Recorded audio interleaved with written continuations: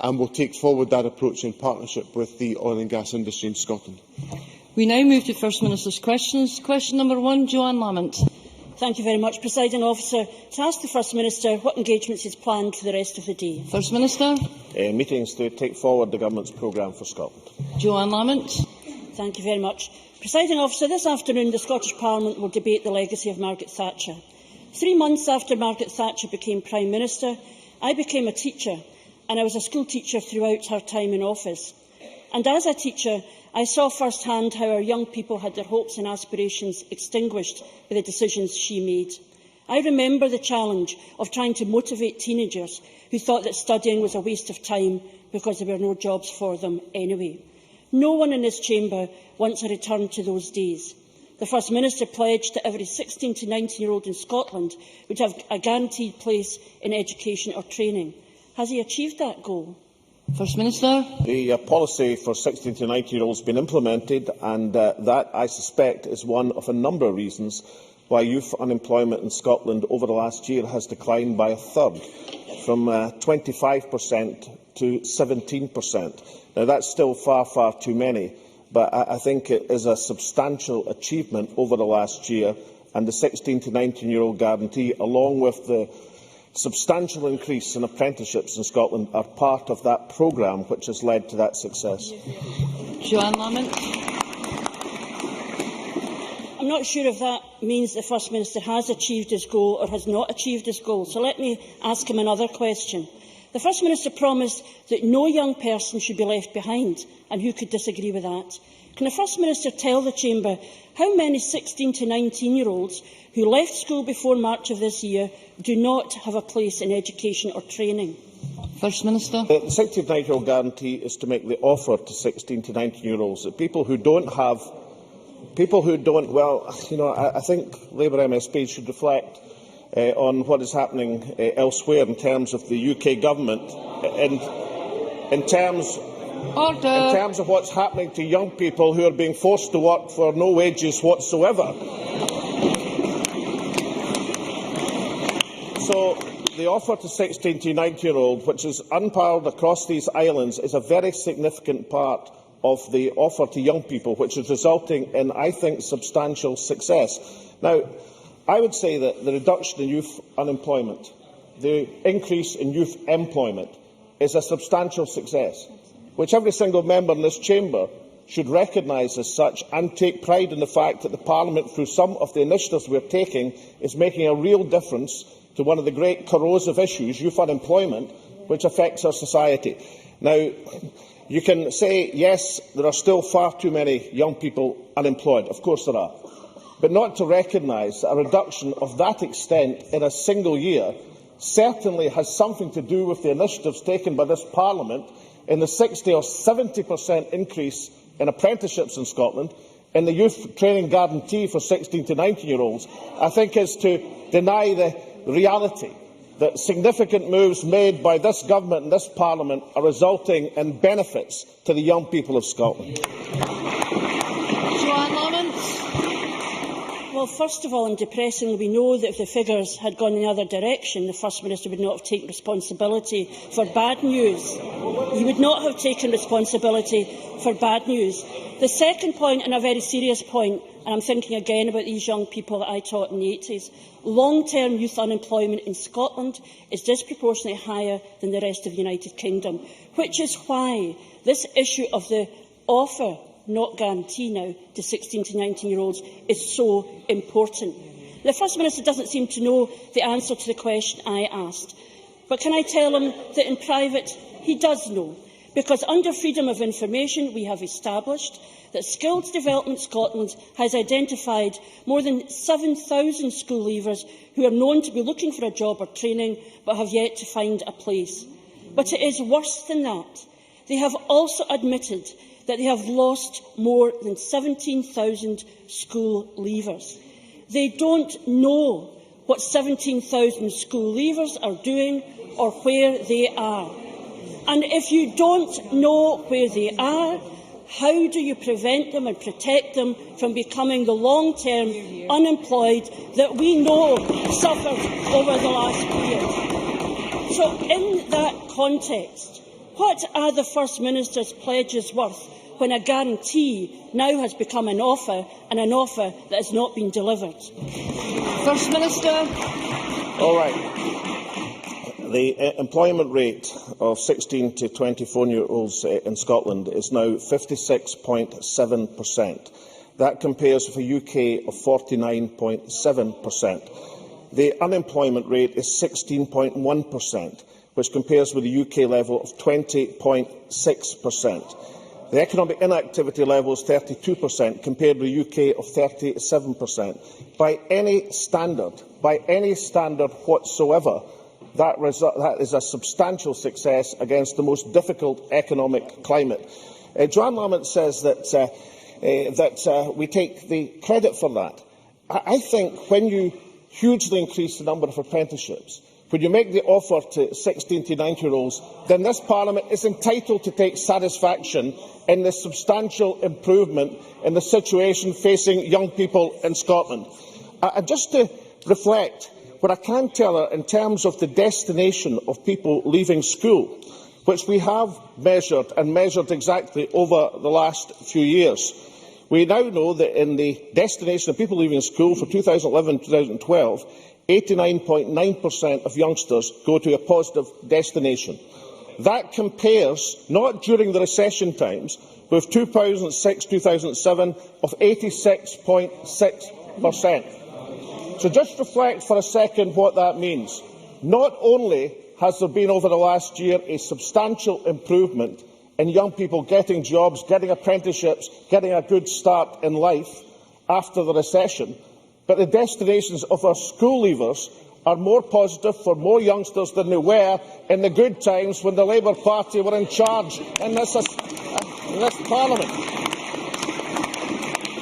So, by any level, by any measurement, can Joanne Lamont not find it within herself to say, look, something really important is happening here.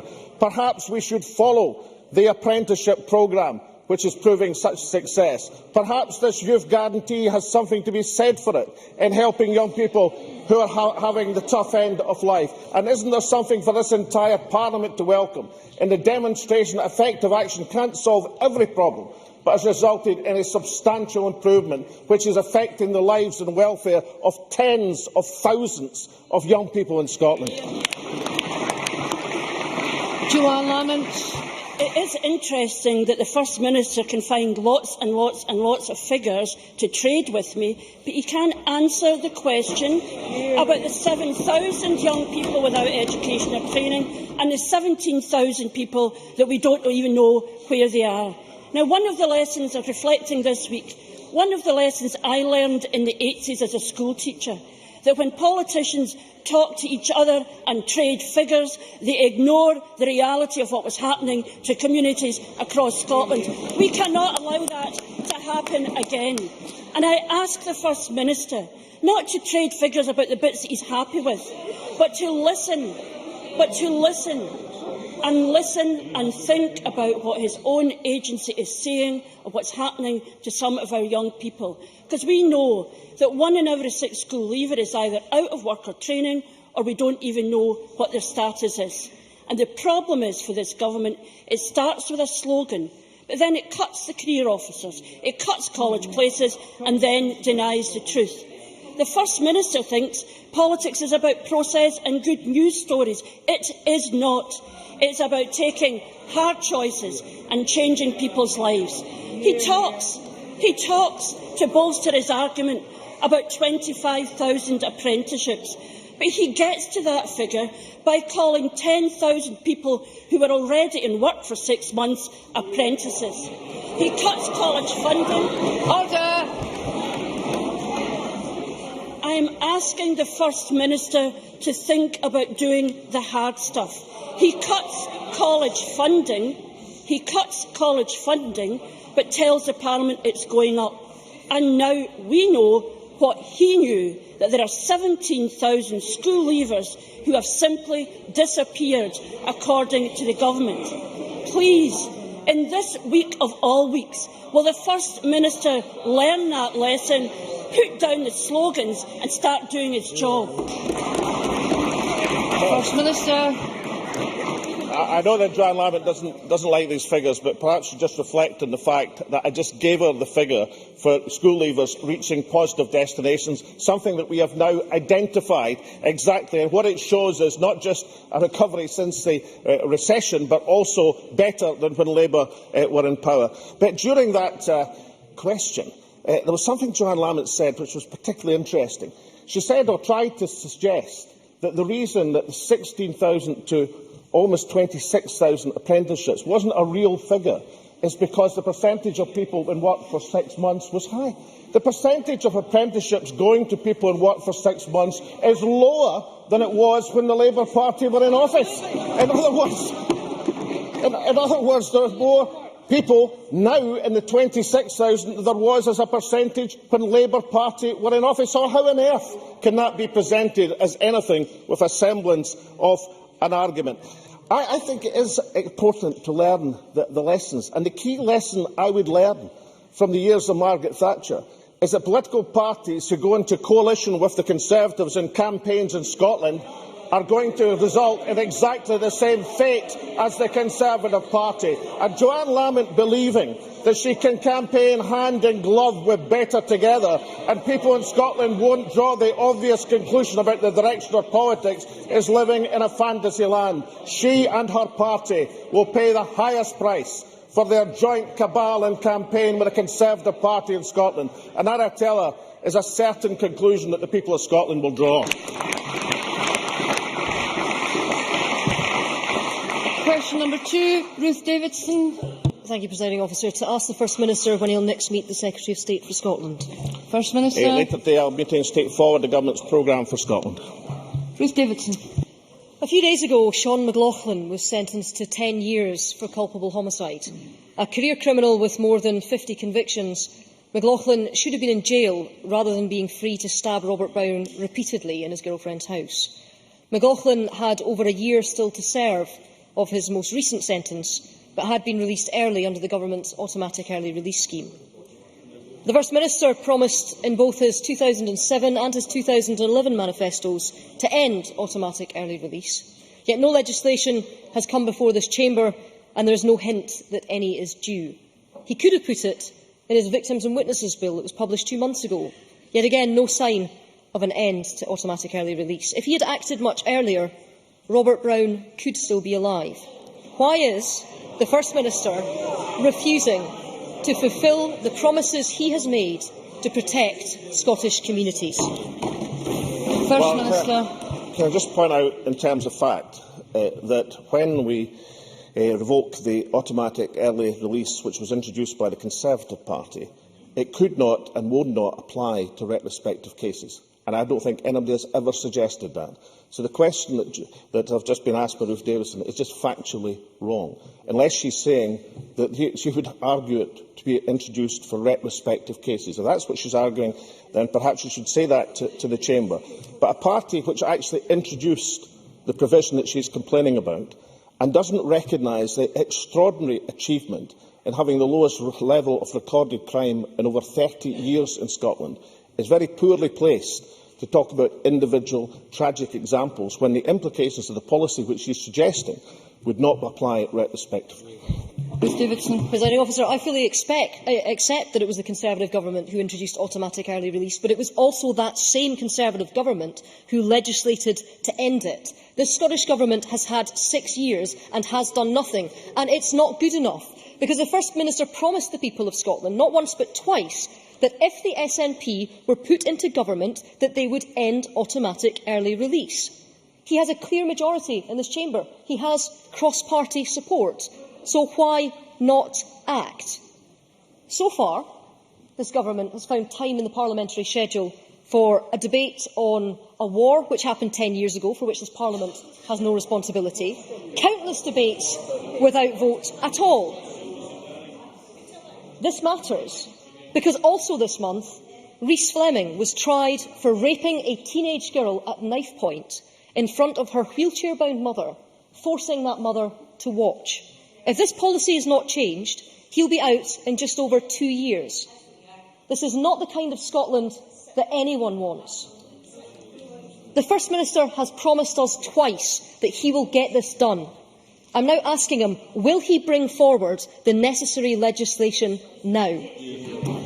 First Minister. I notice that Ruth Davidson didn't challenge my correction to her original question, pointing out that it couldn't apply retrospectively. Therefore, the premise of her original question was entirely wrong, and perhaps you should rethink and look carefully, which is introducing such subjects, in terms of how her question would or would not apply. We've made our position very clear on this. We intend to revoke the provisions in early release. We're doing it on a timescale which is consistent with the McLeish Review, which instructed us on how that should best be done. But the idea that a criminal justice record which has achieved the lowest level of recorded crime in over 30 years is something that shouldn't otherwise be proclaimed from this Parliament, I think is a very, very strange one indeed. And perhaps the Conservative Party would find something to learn from the confidence that the Police Service of Scotland has in the policies of this Government, compared to the lack of confidence that the police service in England has in the policies being evoked from London at the present moment. And finally and lastly, to suggest, for what reason I don't know, that a debate on Iraq was not a sensible and proper thing to this Parliament to be debating, given the impact that's had on tens of thousands of people across this country and hundreds of thousands of people elsewhere, I think is a remarkable conclusion to draw. Of course, Parliament should debate these subjects rightly and properly. And if we look at the mistakes of the past, many of which were committed by Conservative governments, then perhaps this Parliament has the proper powers, won't repeat them in the future. I have a constituency question from Gordon MacDonald. Thank you, Presiding Officer. There are a number of companies involved in the production of computer games in the Edinburgh area, and the question of tax relief is an important consideration in retaining and attracting other companies. Is the First Minister aware of the proposals by the European Commission to investigate the tax reliefs offered to the games industry by the UK Government? And does the First Minister agree that these reliefs are vital to support this dynamic sector? And will the Scottish Government make representations to both the UK Government and the Commission to ensure that these reliefs are not threatened? First Minister. I think it's a very important point. I'm aware of the decision announced by the European Commission on Tuesday to investigate the proposed tax base for the computer games sector. It's an important sector which employs some 600 people in Scotland. That's why the Scottish Government, alongside the industry itself, pressed the UK Government for some years to introduce these tax breaks. Now the UK Government has finally accepted they're a good thing. We'll certainly work with them and the industry to put a compelling and convincing case to the Commission, and the Cabinet Secretary for Culture and External Affairs is writing to the UK's Minister for Creative Industries on exactly this subject. Question number 3, Willie Rennie. To ask the First Minister what issues will be discussed at the next meeting of the Cabinet. First Minister. Issues of importance to the people of Scotland. Willie Rennie. I was pleased that the Children and Young People Bill published today expands provision for nursery education for 3- and 4-year-olds to roughly match that provided in England. But I was disappointed that 2-year-olds in Scotland will still be left behind. At this late stage, will he see sense and provide nursery education for 24,000 2-year-olds in Scotland? First Minister. Well, I welcome Willie Rennie's welcome for the bill, and I think to recognise the importance of the 600-hour commitment. Having inherited, I think I remember right, in 2007, 412 hours. The 600-hour commitment is hugely important to families across Scotland. As gently as I could, I've chided Willie Rennie before about the reality of what's happening in England and Wales. I have a range of other quotes from experts in the field which suggest that there are serious questions to answer, and therefore I think it's important that as we move forward to providing this level of nursery and childcare provision, that we do so on a quality basis that makes a real difference to the lives of young people.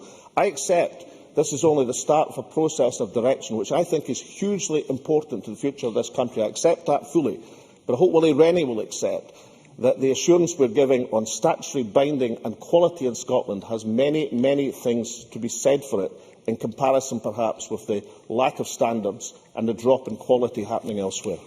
Willie Rennie. Investigating the First Minister's claims about ratios from his own documentation published this morning, what the First Minister has omitted to tell us is that ratios in Scotland have been poorer than England for the whole time that he has been First Minister. So he shouldn't lecture anyone anymore about that. The reality is that this week, thousands of parents across England are queuing up for 15 hours of nursery education for their 2-year-olds. Scottish parents and Scottish children are being denied this opportunity by this government. So rather than settling for this timid children's bill, will it be bold and match England on 2-year-olds? First Minister. I'm afraid Willie Rennie's being incomplete in his question. The Scottish ratio of 1 year and under is 1 to 3. That's the same as it was in England. That's moving to 1 to 4 in England, as Willie Rennie should know. Our ratio has been 1 to 5. The English ratio is moving to 1 to 6.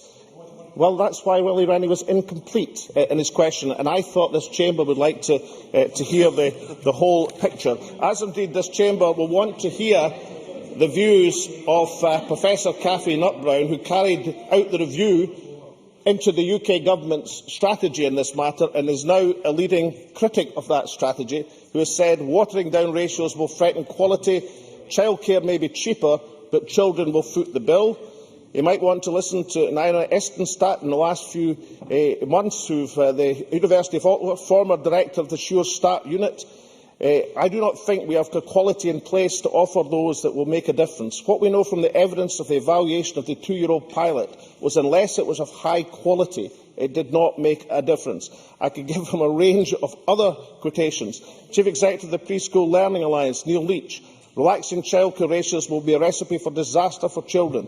The quality of provision will be lowered. There will be less one-to-one care. It will introduce additional child safety and child protection implications. Now, all I'm saying to Willie Rennie is, as we look at comparisons elsewhere, let's be aware of the deficiencies which are being examined and identified in the system which he is proclaiming by the experts in the field, including, of course, the lady who was in charge of the original proposal and suggestion to the UK Government in the first place. And let us see that there is sense in some of the actions we are taking in Scotland of giving the statutory binding guarantee of ensuring the quality and seeing the childcare nursery provisions as one of a range of measures, including the nursery planning, the nurse planning partnerships for people and the family centres, which are designed to make sure that our early intervention is as good as we possibly can make it to ensure the future of our young people.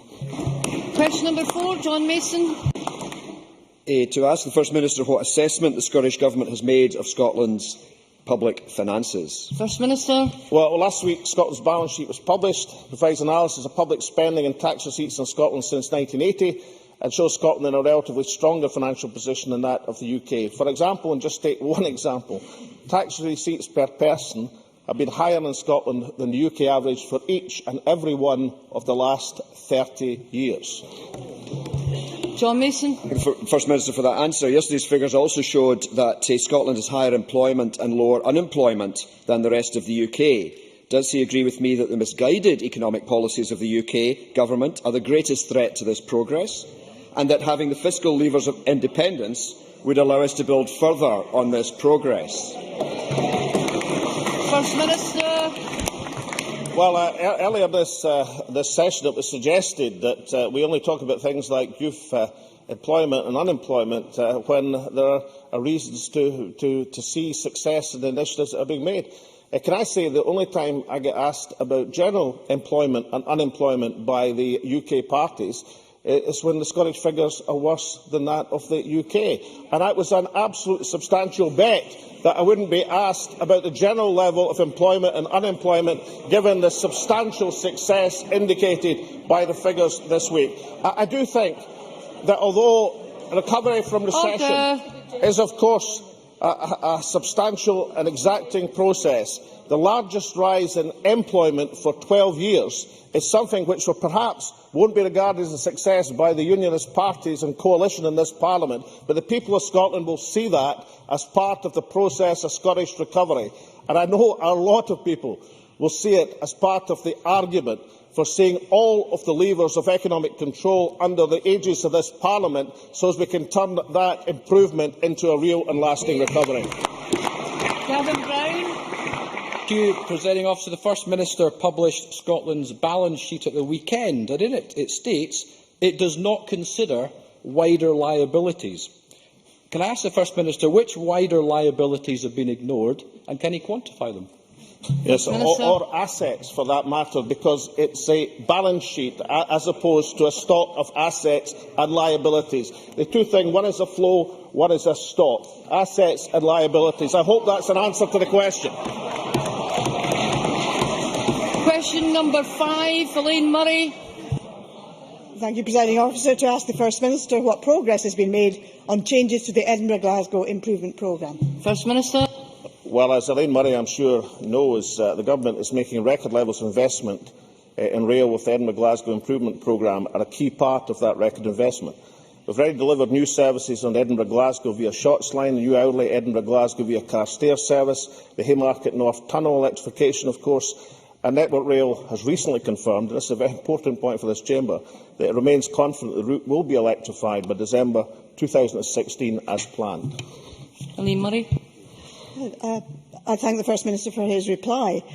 He makes reference to Network Rail's claims. However, industry sources quoted in Scotland on Sunday of the 31st of March state that industry experts state that the first phase of Egypt may not be finished until 2019, 3 years later than he is claiming. So which estimate does the First Minister actually agree with? His Transport Ministers or the industry experts? First Minister. Elaine Murray was referring to the front-page article on the 31st of March 2013, which is perhaps why David Simpson, the Network Rail Route Managing Director for Scotland, wrote to Scotland Sunday in his letter published on the 15th of April. That's later than the first article. Mr Simpson rejects the asserted delays and says that is not the view of Network Rail. We remain confident of completing the necessary electrification works and other related infrastructure projects between the two cities as planned for 2016. So I think, given that the gentleman took the trouble and time to write to Scotland on Sunday to make that correction, I do think Elaine Murray could have taken the courtesy of actually reading his letter. That would have been an improvement. But perhaps Elaine Murray would also like to reflect, because I know that some Labour sources seem to think that the regulated asset base borrowing from Network Rail somehow comes out of the sky, and it's got nothing to do with the Scottish Government. Can I just point out that we finance the regulated asset-based borrowing? We finance it. Well, Elaine Murray says she knows that. Our Labour spokesman didn't seem to know it in the budget debate just a few weeks ago, and therefore it is significant. On a per capita basis, our investment is almost double the equivalent investment committed for 2014 to 2019 by the UK Government for England and Wales, £632 per capita compared to 326. And that means not just in terms of the improvements to the Edinburgh-Glasgow line electrifications, but the substantial improvements that have taken and are taking place across the country. That seems a great investment in the future of rail in Scotland. Question number 6, Liz Smith. What actions the Scottish Government will take to address the delay in implementing the third sector early intervention fund? First Minister. Well, this morning the Minister for Children and Young People announced the recipients of our £20 million investment in third sector early intervention fund. In addition, I can confirm that we will be investing a further £10 million in strategic funding partnerships, bringing total investment of £30 million over 2 years for 140 organisations that provide crucial support for Scotland's children and families. I can see Liz Smith smiling at that announcement, and no doubt in her press release she'll take the credit for forcing the government to make that announcement. But I know that she'll also reflect the fact that that represents an increase of £3 million on the value of previous funds, and given the financial strictures and rigours being imposed by our party colleagues in Westminster, that strikes me as a big success for the third sector early intervention fund. Liz Smith. First Minister, I am glad that you know that I will try to take the credit for that, but notwithstanding today's very welcome announcement, the Scottish Government will be aware that over 400 children's charities and groups like the Boys Brigade, Scouts Guides have submitted bids totalling £73 million, and that this large oversubscribed demand has now forced a delay in the allocation of funding. Would the First Minister acknowledge that this delay causes an unacceptable uncertainty for the financial and strategic planning of these bodies, and indeed may actually jeopardise the very future of some of the smaller charities? First Minister. Well, I think Elizabeth should have welcomed the announcements that have been made today, and indeed the increase in funding, and perhaps she should reflect on why there is such a huge demand for these services at the present moment, and wonder why so many of our third sector organisations are feeling it necessary to introduce and intervene in the areas of social welfare, which seem to be being deserted by the government, which has responsibility for these matters. But let us try and end this session on a note of consensus. It's a good thing that the £20 million has been announced. It's an excellent thing that the further £10 million has been announced, and it's a fantastic thing that that represents an increase in funding in a budgetary position which I'm sure Elizabeth Smith will agree, for all sorts of reasons, is highly constrained at the present moment. So that note of consensus. Let's end this session. That ends First Minister's questions. I will allow a short pause to allow members who are not participating in the